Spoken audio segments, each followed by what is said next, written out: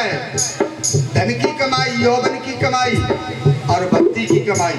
चौथी कोई कमाई नहीं होती है। और तीनों कमाई की एक ही उम्र होती है, कौन सी? जवानी।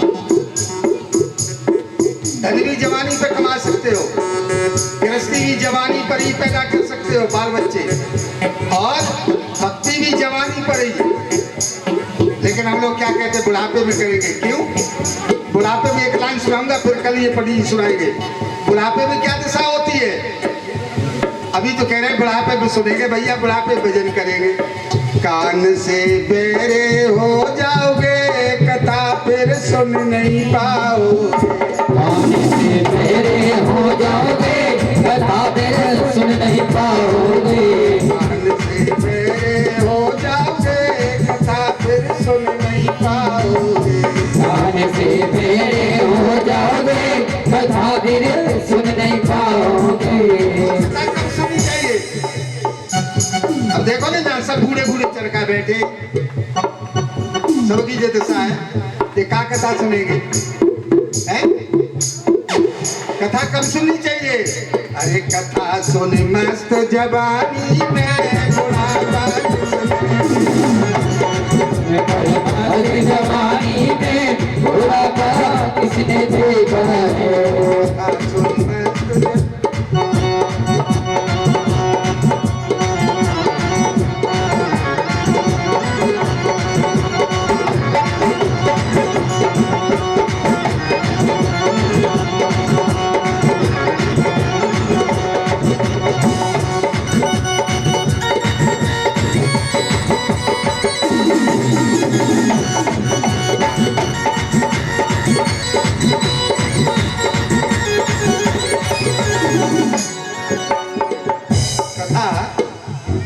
जवानी में सुननी चाहिए। जब मौका है तब सुनेंगे नहीं, तब घर में बैठे, और जब सब कुछ लुट गया तब कथा में आए, अब कथा क्या दे देंगे?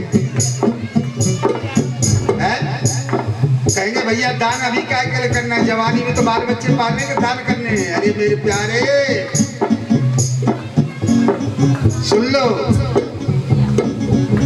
हाथ से लूले हो जाओगे, दान फिर कर नहीं पाओगे। लूले हो जाओगे, दान फिर कर नहीं पाओगे। और सच्ची बात है, हाथ यूं हिले, जेब में पैसे धरे, पहुंचीदा निकली। हमारी खुद भी यही दशा है। हम और किसकी कहें, हम अपनी ही बता रहे हैं। हमारे भी हाथ यूं कांपते, बस में चढ़ रही पाते, डंडा छूट जाता है, गिरे धड़ा। अब दान कहाँ से हो? हाथ से लूले हो जाओगे, दान फिर कर नहीं पाओगे। हाथ से लूले हो जाओगे, दान फिर कर नहीं पाओगे। तो दान कब करना चाहिए? दान कर मस्त जवानी में, बुढ़ापा किसने देखा है। मस्त जवानी में बुढ़ापा किसने देखा है।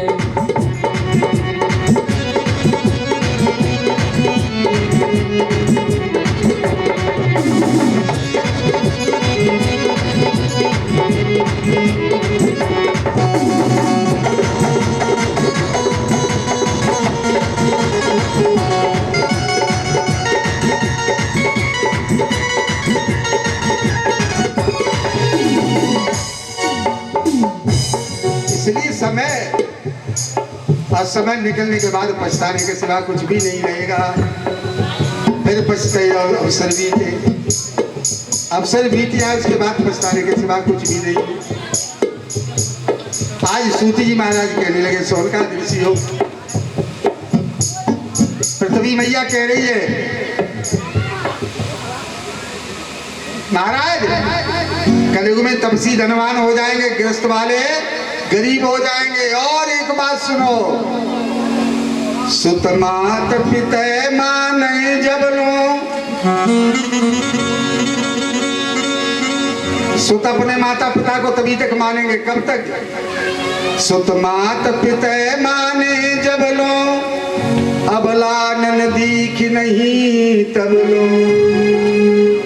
और जैसे भी अपनी पत्नी का मुंह देखेंगे उन्हें ससुराल मिल जाएगी तो ससुराल प्यारी लगी जब ते, ससुराल प्यारी लगी जब ते, ऋतुरूप कुटुंब भये तब ते। और जैसे ही अपनी ससुराल प्यारी लगी तो अपना परिवार दुश्मन दिखाई देता है। अच्छा, और महाराज सुनो, पृथ्वी मैया बता रही, महाराज सुनो, तामस भाव करी नर, कलयुग में खूब कथा होंगी, खूब यज्ञ होंगी, खूब भजन करेंगे लोग, सब चीज खूब होगा, लेकिन होगा कैसे? मैं कर रहा हूं, मैं सबके अंदर पैदा हो जाएगी। और मैं जिसके अंदर पैदा, बकरी देखी है ना, सारे जीवन बकरी मैं करती है, देखी होगी बकरी, सारे जीवन मैं करती है। और जब उसकी आंत निकाल के कट जाती है, जब उसकी आंत निकाल करके रुई की धोने वाली उसमें लगाते, तब वो करती है तू तू तू तू तू तू।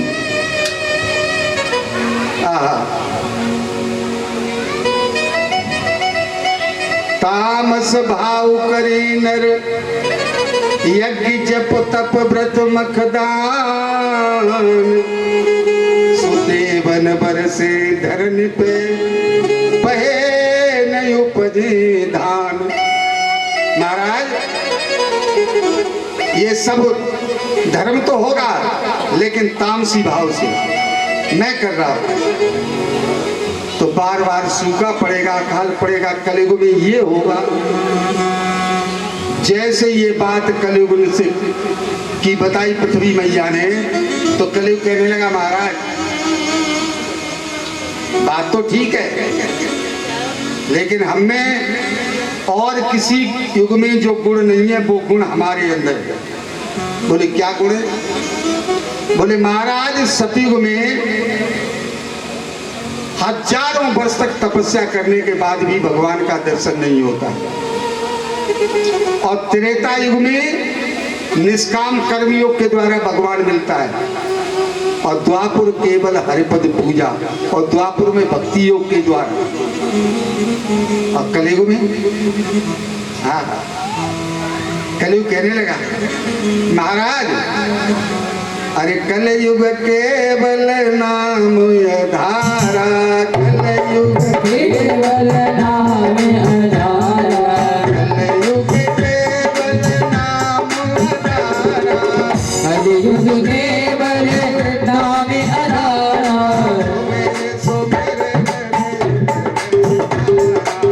सुमेरे सुमेरे करे वो तेरे पारा, सुमेरे सुमेरे करे वो तेरे पारा,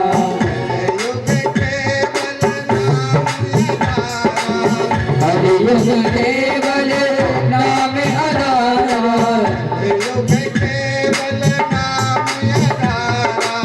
कलयुग केवल नाम आधारा, ओ सुमेरे सुमेरे करे वो तेरे पारा,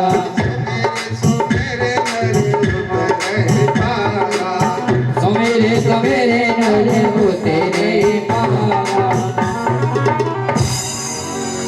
महाराज केवल नाम का आश्रय ले ले, नाम को याद करता रहे, कलयुग में उसी से कल्याण हो जाए। जैसे ये तनी बात सुनी तो परीक्षित महाराज कहने लगे, ठीक है, मैं 4 स्थान देता हूं तुमको रहने के लिए। कहाँ? जहां जुआ खेला जाता हो वहां निवास करो। नंबर 2, जहां शराब की प्यालियां खटकती हो वहां निवास करो। नंबर 3, जहां वैश्यागामी रहते हो वहां निवास करो। और नंबर 4, जहां गपोड़िए रहते हो वहां निवास करो। गपोड़िए जानते हो किसे कहते हैं? जो बिना मतलब की बात करते हैं। आसमान टूट गया तो पता नहीं क्या होगा। अरे मूर्ख, आसमान कभी टूटता है? जहाँ गपोड़िए रहते वहाँ जरूर, जहाँ गपोड़बाजी होती है ना, वहाँ जरूर कलयुग का वास। कलयुग कहने लगा, महाराज ये 4 स्थान छोटे, देखो मैं कितना बड़ा हूँ विशाल का, एक स्थान और दे दो। उन्होंने कहा अनीत के धन में जाकर के निवास कर। बंधुओं, महाराज परीक्षित जो सोने का मुकुट पहने हुए थे वो जरासंध जी का था। जरासंध को जब भीम ने मार दिया तो उस समय ये नियम था राजा का सामान वापस कर देते थे, लेकिन भीम को मुकुट अच्छा लगा, ले आए, सारा सामान वापस कर दिया। तो वो अनीत का धन था, संयोग बस वही परीक्षित महाराज ने पहना हुआ था। कलयुग सवार हो गया। सूत महाराज कह रहे हैं आगे बढ़े, लोमस ऋषि के आश्रम में पहुंचे तो लोमस ऋषि समाधि लगाए बैठे भजन की मुद्रा में। महाराज परीक्षित को प्यास लगी थी, पानी मांगा, ऋषि और पानी दो, लेकिन ऋषि तो ध्यान की मुद्रा में थे। लेकिन विनाश काले विपरीत बुद्धि, कलयुग सवार हो ना तब आदमी उल्टी बात सोचता है। परीक्षित महाराज सोचने लगा ये महात्मा बड़ा घमंडी है, मैं इसे पानी मांग रहा हूँ, पानी नहीं दे रहा, इसे ये नहीं पता है कि मैं यहाँ का राजा हूँ। और उसी समय बाण की नोक से एक बाण मरा हुआ सर्प पड़ा था, वो ऋषि के गले में डाल दिया। महाराज परीक्षित महल में पहुंचे, मुकुट उतार के रखा तो होश आया, मैंने बहुत बड़ी भूल कर दी, ऋषि के गले में मरा हुआ सर्प डाला। चिंतन कर रहे हैं, सोच कर रहे हैं। उसी समय ऋषि पुत्र आया। ऋषि पुत्र ने अपने पिता के गले में मृतक सर्प देखा, अंजलि में जल लिया और कहा जिसने मेरे पिता के गले में ये मरा हुआ सर्प डाला है, आज से ठीक 7वें दिन ये तक्षक नाम का सर्प उसको डस लेगा और मृत्यु को प्राप्त होगा। ऋषि की समाधि टूटी। उन्होंने पुत्र का आशीर्वाद, उन्होंने पुत्र का श्राप सुना तो बड़े दुखी और कहने लगे बेटा तुमने ठीक नहीं किया, ये तो हमारे राजा परीक्षित थे, बड़े धर्मधुरीण राजा है। लेकिन क्या करे विवश, अपना एक शिष्य भेजा कि राजा को सूचना दे दो आज से ठीक 7वें दिन ऋषि के श्राप से तुम्हें तक्षक नाम का सर्प डसेगा तो मृत्यु को प्राप्त होगा। बंधुओं, महाराज परीक्षित ने जैसे ये सूचना सुनी, महाराज परीक्षित बड़े प्रसन्न हुए और कहने लगे वाह, संसार में मैं एक पहला व्यक्ति हूं जिसे अपनी मृत्यु का समय पता है। अब मृत्यु का समय पता है तो मैं उसका उपाय अवश्य सोच लूंगा। बंधुओं, उसी समय सर्वस्व त्याग दिया, महल, धन, पुत्र, स्त्री, सब कुछ त्याग दिया। पुत्र को सिंहासन दिया और गंगा मैया के किनारे हरियर क्षेत्र में आए, जिसे आज शुक्रताल के नाम से जाना जाता है, सुखताल के नाम से जाना जाता है। वहां पर आकर के बंधुओं 88,000 महात्माओं का आह्वान किया, सभी 88,000 महात्मा पहुंच गए। बोलो आनंद कंद भगवान की। अरे भैया बहुत बात करते तो माइक पकड़ के जयकारो बुलवा दो। बोलो आनंद कंद भगवान की जय हो। बंधुओं, सबके सामने महाराज परीक्षित ने प्रश्न किया कि मेरे पास 7 दिन है, इस 7 दिन में 7वें दिन मुझे तक्षक नाम का सर्प डस लेगा। हे ऋषियों, कोई ऐसा उपाय बताओ जिससे मेरा कल्याण हो जाए। सब ऋषि विचारे, ऐसा नहीं है कि सब ऋषि जानते नहीं थे, कल्याण का मार्ग नहीं जानते थे, लेकिन समय 7 दिन का ये कैसे बताएं, क्या कहें। मेरे भाइयों, बहुत दुखी हुए परीक्षित, किसी के पास उत्तर नहीं है। उसी समय 16 वर्ष की आयु, एक कोपीन लगाए हुए, सूर्य की तरह से चमकता हुआ चेहरा, श्री सुखदेव जी महाराज का आगमन हुआ। बोलो श्री सुखदेव जी महाराज की। सारे ऋषि खड़े हो गए, सबने प्रणाम किया। महाराज परीक्षित ने तो चरण पकड़ लिए और सुखदेव जी से कहा महाराज मेरे पास 7 दिन का समय है, कोई उपाय बताओ, कल्याण कैसे हो। सुखदेव जी ने कहा महाराज 7 दिन बहुत है, 3 घड़ी में ही राजा नरक का उद्धार हो गया। और उसी समय सुखताल में एक वट वृक्ष के नीचे व्यास गद्दी का निर्माण हुआ। व्यासपीठ पर श्री सुखदेव जी महाराज विराजमान हैं और श्रोता के रूप में परीक्षित महाराज विराजमान हैं। बोलो श्री सुखदेव जी महाराज की।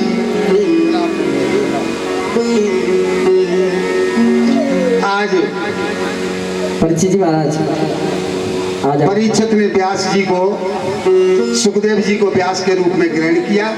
बंधुओं, व्यास के 2 अर्थ हैं। एक तो व्यास माने है, व्यास उसे कहते हैं जो विस्तार करता है, और दूसरे व्यास का अर्थ है बेआस, जिसे किसी की आशा न हो, वो बेआस है। आज व्यास को यजमान के रूप में महाराज परीक्षित ने ग्रहण किया और कथा का शुभारंभ हुआ। बोलो आनंद कंद भगवान की।